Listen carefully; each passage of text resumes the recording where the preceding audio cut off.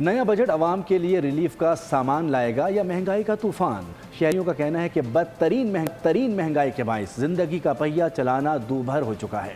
غریبوں کی نشاندہی کہ دن بدن اضافہ ہو رہا ہے، عام آدمی کو بجٹ سے کوئی توقعات نہیں۔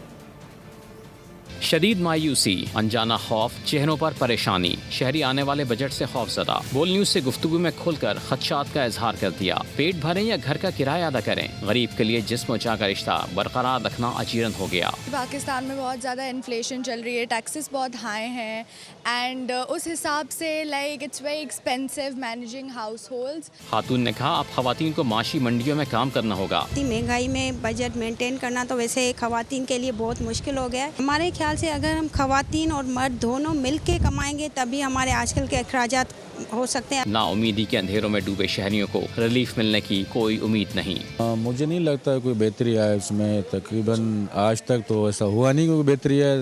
ہم تو ہمیشہ یہ دیکھتے آ رہے ہیں کہ بہتری آئے گی، لیکن آج تک حکومت نے نہ کوئی بہتری کی، نہ آنے والی لگ رہا ہے کہ کچھ ہو جائے۔ بجٹ ابھی سبزی لینے جاؤ یا کوئی چیز لینے جاؤ جس کی 1500 روپے تنخواہ، پتہ نہیں چلتا کہاں ہے 1500۔ نئے بجٹ میں ٹیکسز کا بوجھ مزید بڑھنے کا امکان، کاروباری افراد بھی شدید پریشان۔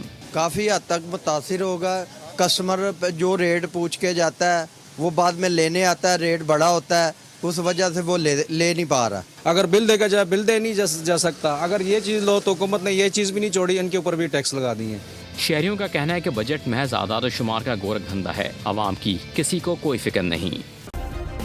سبسکرائب کریں اور بیل دبائیں تاکہ کوئی خبر رہ نہ جائے۔